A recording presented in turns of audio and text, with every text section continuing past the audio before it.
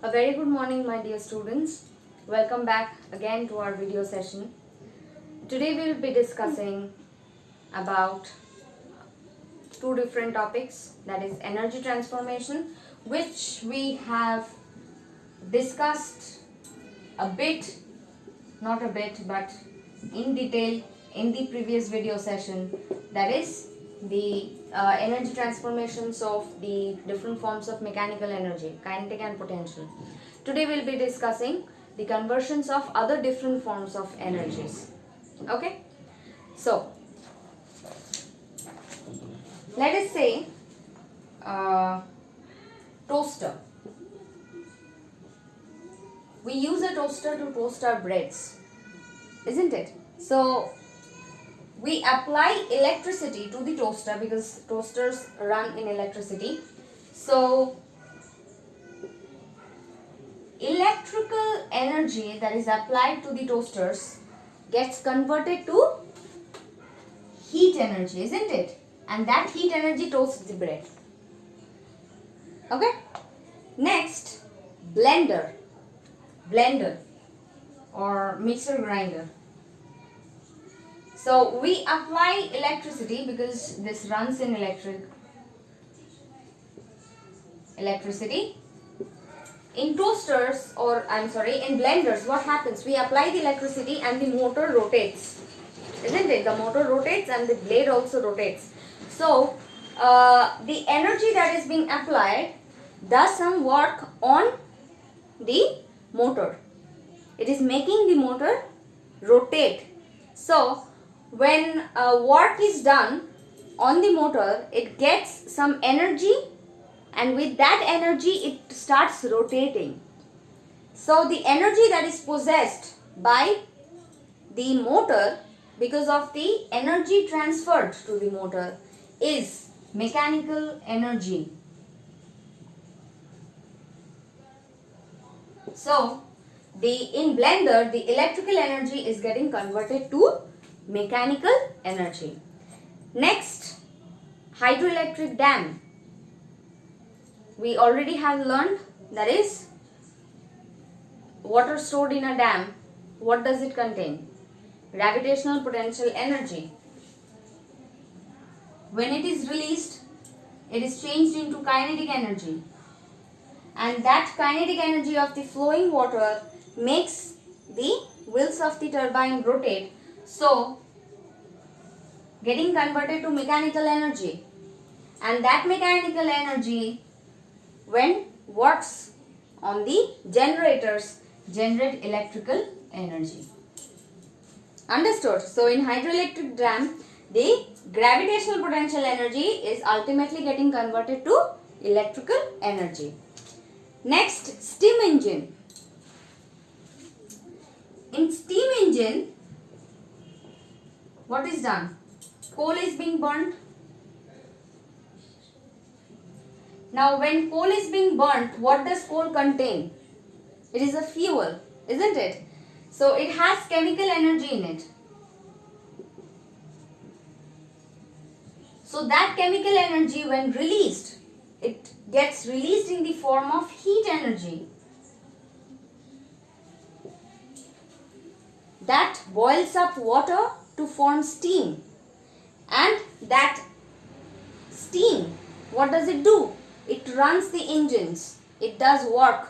That means that heat energy that is there in the steam is doing some work on the other engines. It is making the steam engine run. So it is getting converted to mechanical energy. So in steam engines, what happened? The chemical energy from the coal gets converted to heat energy, and that heat energy is used to boil water and generate steam, and the heat energy in the trapped heat energy in the steam runs the steam engine, thus it is getting converted to mechanical energy. Next, solar panels. Very easy. Light energy is falling on it and it is getting converted to electrical energy. Tube light or electric bulb. We apply electricity and then we get heat and light, isn't it? a bulb or a tube light, when it runs for a longer period of time, and then if we touch it, we'll see it feels hot. So the electrical energy is getting converted both to light as well as heat. Okay. Now think of the batteries that we use. The batteries that we use in our remotes. So the batteries have in them chemical energy, and when we connect the battery to the remote, the circuit is completed and thus electricity runs. So in batteries, the chemical energy is getting converted to electrical energy. Now the batteries that we use in our mobile phones, rechargeable batteries, what happens? When we recharge our battery, electrical energy gets converted to chemical energy in the battery. And later on, when we use the battery to run the mobile phone, at that point of time, simultaneously, the chemical energy is again getting converted to electrical energy, because the battery completes the circuit in the mobile phone. Without the battery, the mobile phone will not run. Right? So these are some of the examples of devices where energy transformations are always taking place, and that is desirable to us. We desire that change. We desire that transformation because that is needed by us. Okay? So, energy is the ability to do work, and when a body does some work, it uses the energy that it has and does the work. Now, if we measure the amount of work done per unit time, if we measure the amount of work done per unit time, we will get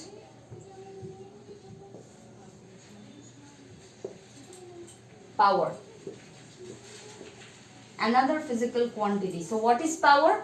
Power is actually the measurement or the rate at which work is done. And when work is done, what happens? Energy gets transferred from one body to other. So we can also say that power is the rate at which energy is transferred. Understood? So, what will be the SI unit of power? The SI unit of work is joule. The SI unit of time is seconds. So, joule per second is expressed in watt. So, SI unit of power is watt. Now, in this particular example, if we see that 1 joule of work is done in 1 second, then the power generated or the power applied by that particular body is 1 watt. So 1 watt is the power generated. 1 watt is the power generated when 1 joule of work is done in 1 second. So here what are we trying to do? We are trying to measure the amount of work that has been done in a particular period of time. So in a way we are trying to measure how fast the work is being done, isn't it? Because we are comparing or measuring it with time. So if the work is done in less amount of time, that means the work is getting completed faster. So the power will be more. So more the power means the more work is done in less amount of time, or the work has been done faster. So power is also a measurement of how fast a work is done or how fast energy is getting transferred. Clear? So you must have seen different electrical gadgets that has some power rating. If you have observed, if you see the chargers of your mobile phones, or even the batteries, or even any other devices, suppose your refrigerator, your TV, your geyser, your inverter, any electrical gadget, or even the tube light, the bulb, any electrical gadget you see has a power rating. Okay, so for example, you take a bulb and the power rating of the bulb is 25 watt. So can we not say that a bulb which has a power rating of 25 watt, that means 25 watt power is needed for this bulb, for which 25 joules of electrical energy needs to be supplied in every 1 second. So this power rating of the bulb helps us to estimate the amount of electrical energy that needs to be transferred in every second. Again, let us consider a geyser. Now in geyser what happens? We apply electrical energy and it gets converted to heat energy. So a geyser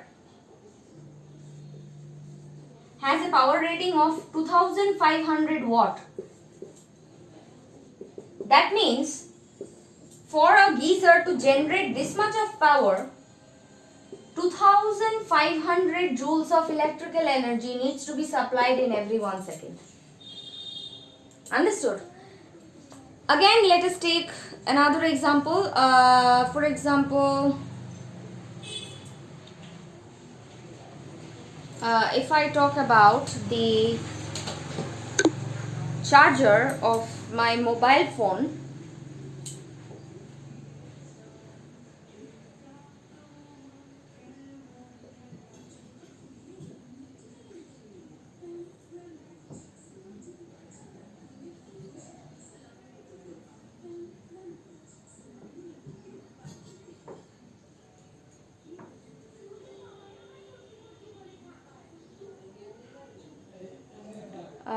it is not given here.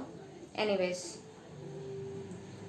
if I suppose talk about another device which has a rating of 60 watt, that means that device, for that device to run, that is generate this much of power, 60 joules of energy needs to be supplied in every second. So the power rating of the devices help us to estimate the amount of energy that needs to be supplied every second to that particular device so that the device may run. Understood? Now, sometimes, not